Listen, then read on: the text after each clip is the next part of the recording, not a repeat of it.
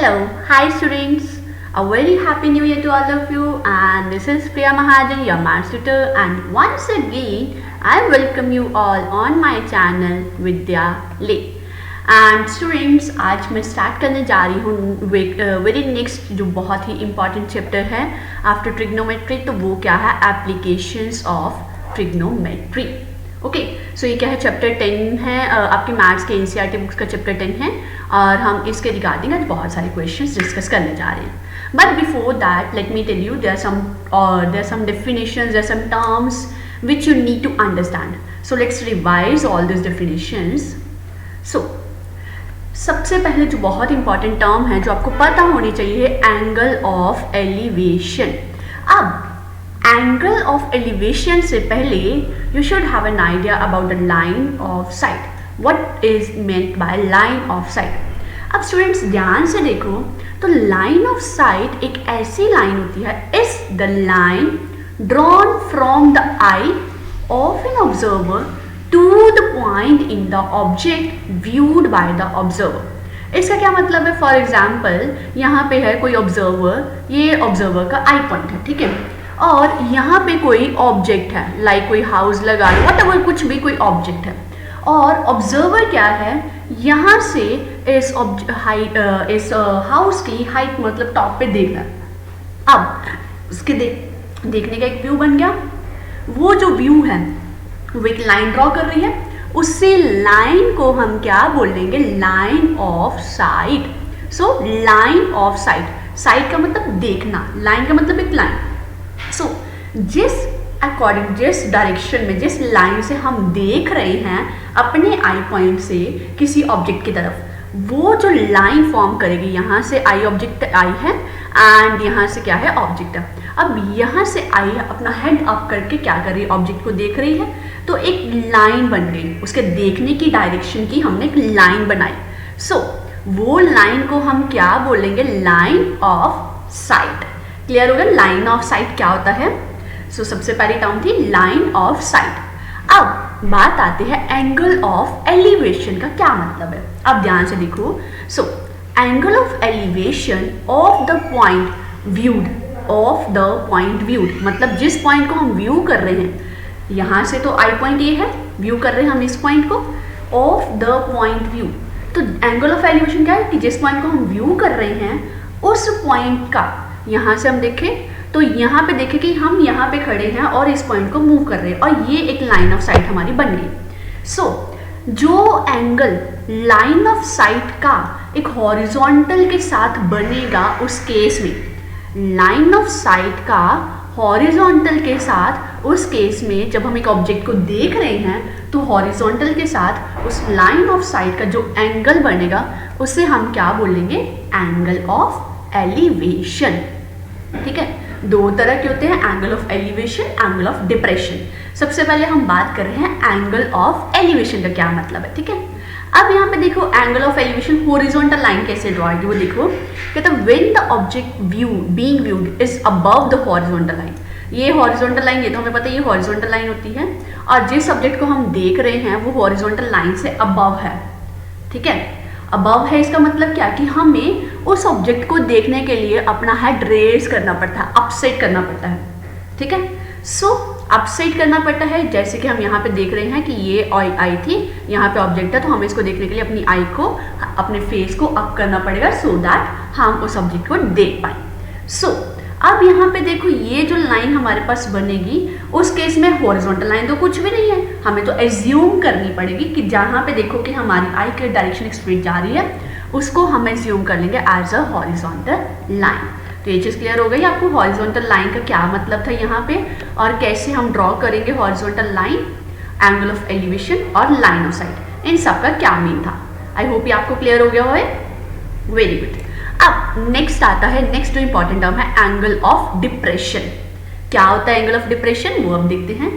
अब angle of depression of a point on the object being viewed, जिस object को हम व्यू कर रहे हैं, angle of object of the point on the object, कि कैसे पॉइंट एक ऐसे और किसी के ऑब्जेक्ट पे एक हमने पॉइंट, जैसे यहाँ पे देखो यहाँ पे ऑब्जेक्ट है यहाँ पे, और इस ऑब्जेक्ट पे मैंने कहीं पे भी ये पॉइंट ले लिया, ये पॉइंट जैसे कि ले लिया।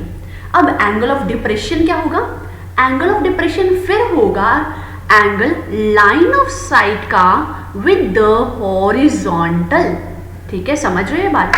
हर बार एंगल क्या होगा? Angle of elevation line of site का हॉरिजॉन्टल के साथ एंगल, डिप्रेशन के केस में भी लाइन ऑफ साइट का हॉरिजॉन्टल के साथ एंगल। बट यहाँ पे बात आती है हॉरिजॉन्टल कैसे डिसाइड करेंगे। तो हॉरिजॉन्टल हमारा डिसाइड होगा जिस तरह से हम देख रहे हैं हमारे आई पॉइंट से। अगर तो हम नीचे को खड़े हैं तो हमारा ये बेस क्या होगा? हॉरिजॉन्टल।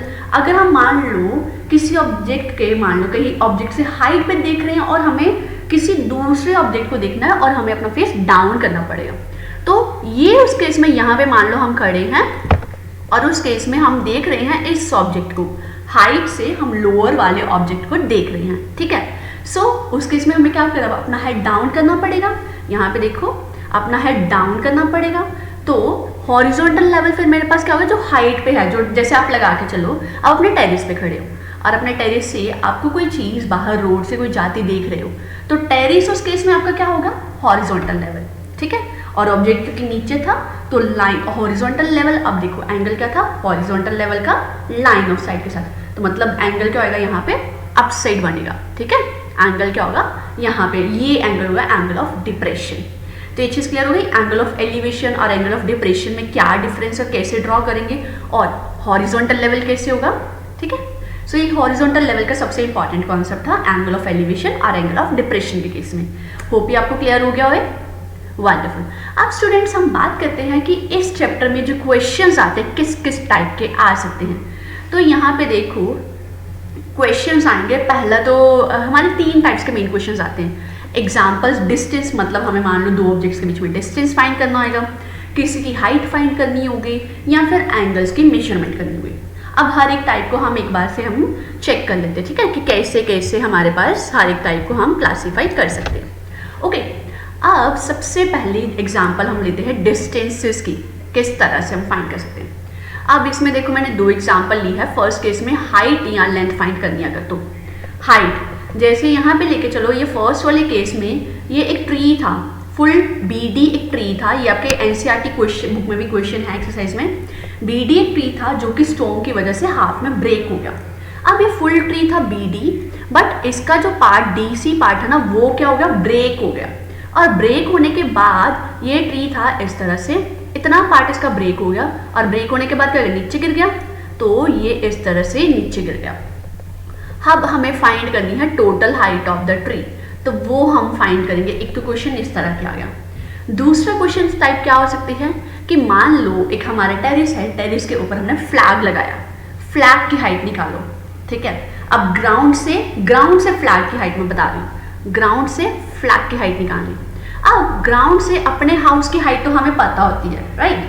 अब हमें निकालनी है फ्लैग की हाइट। तो उस तरह के क्वेश्चंस आ सकते हैं कि कैसे हम फाइंड करेंगे।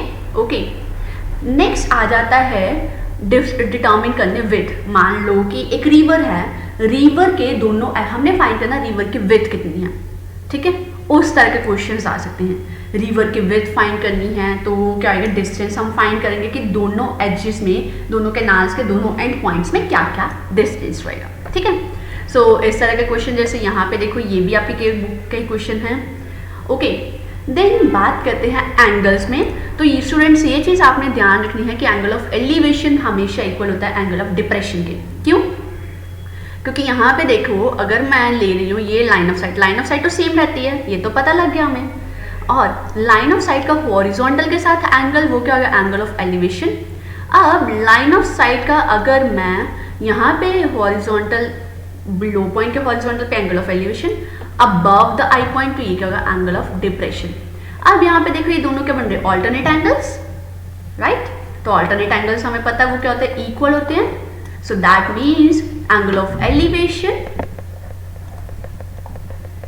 किसके इक्वल होगा? एंगल ऑफ डिप्रेशन के। Got it? वंडरफुल। सो ये था सेकेंड टाइप के, हमें एंगल्स फाइंड करने हो तो कैसे फाइंड कर सकते हैं। सेकेंडली है डिस्टेंस बिटवीन द 2 ऑब्जेक्ट्स। अब हाइट की बात करते हैं कि कैसे हम इस तरह के क्वेश्चंस कैसे सॉल्व करेंगे और कैसे आ सकते हैं क्वेश्चंस के concepts. So distance between the 2 objects. अब यहाँ पे देखो स्टूडेंट्स, मेरे पास क्या है क्वेश्चन किस तरह से हो सकता है कि पहले का ऑब्जेक्ट था कि लेके चलो कि ये हमारा पॉइंट है और इस पॉइंट से 200 मीटर पे एक ऑब्जेक्ट है और उसका एंगल ऑफ एलिवेशन बन रहा है 60 डिग्री। अब इस ऑब्जेक्ट को थोड़ा हमने डिस्टेंस आगे शिफ्ट करा, इतना शिफ्ट करा कि एंगल ऑफ एलिवेशन बन गया 30 डिग्री। उस केस में हमने निकालना है कि ये फिर डिस्टेंस कितना शिफ्ट करा, और हम लेके चलते कि यहाँ पे कोई और ऑब्जेक्ट है जिस ऑब्जेक्ट का एंगल ऑफ एलिवेशन कितना है 30 डिग्री। तो हमने दोनों ऑब्जेक्ट्स में डिस्टेंस फाइंड करना है, ठीक है। तो उस केस में स्टूडेंट्स देखो, हमें हाइट का पता है और हमें ये बेस का पता है। इस बेस को यूज़ करके पहले हम ये फाइंड कर लेते हैं हाइट, जिससे परपेंडिकुलर और हाइट का रिलेशन कैसे होता है टैन के साथ। देन हमारे पास ये हाइट है और ये फाइंड करना है डिस्टेंस, मीन्स बेस फाइंड करना है और परपेंडिकुलर गिवन है, तो हम फिर अगेन टैन का फॉर्मूला यूज़ करेंगे बिगर ट्राइंगल के लिए। Got it? वंडरफुल। अब नेक्स्ट जो बहुत ही सिंपल टाइप का क्वेश्चन है कि हमें एक ऑब्जेक्ट की हाइट फाइंड करनी है। तो ये भी बहुत ही सिंपल, ये एक ऑब्जेक्ट है, यहाँ से हमारा व्यू पॉइंट है, एंगल ऑफ एलिवेशन 60 डिग्री दिया है एंड डिस्टेंस हमें दिया है हमारे व्यू पॉइंट का ऑब्जेक्ट्स के हॉरिजॉन्टल डिस्टेंस 15। हमें निकालना है ये वर्टिकल कितनी हाइट पे है। नो, वर्टिकली हमने हाइट ऑफ द ऑब्जेक्ट निकालनी, दैट इज हम निकालेंगे ये डिस्टेंस AB। अब यहाँ पे भी देखो, ये परपेंडिकुलर निकालना और बेस हमें दिया है। परपेंडिकुलर और बेस के केस में क्या फॉर्मूला यूज करेंगे? टैन। तो स्टूडेंट्स आपने ये ना इसमें ये चीज़ ध्यान रखनी होती है, हमें क्या गिवन है, क्या फाइंड करना है। अगर मान लो आपको परपेंडिकुलर गिवन है, बेस फाइंड करना है, तो हम टैन यूज़ कर सकते हैं। अगर आपको परपेंडिकुलर गिवन है और हाइपोटेन्यूज फाइंड करना है, तो हम कौन से यूज़ करेंगे? परपेंडिकुलर और हाइपोटेन्यूज में रिलेशन वाला कौन सा था? Sine, right. तो हम साइन का फॉर्मूला यूज़ करेंगे।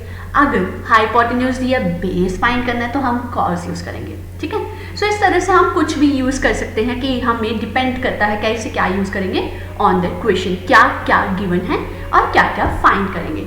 Okay, clear to all? Wonderful. Okay, so in the next video students अब हम डिस्कस करेंगे इसके रिगार्डिंग बहुत सारे important objective type questions. So for that stay tuned, bye bye, have a great day.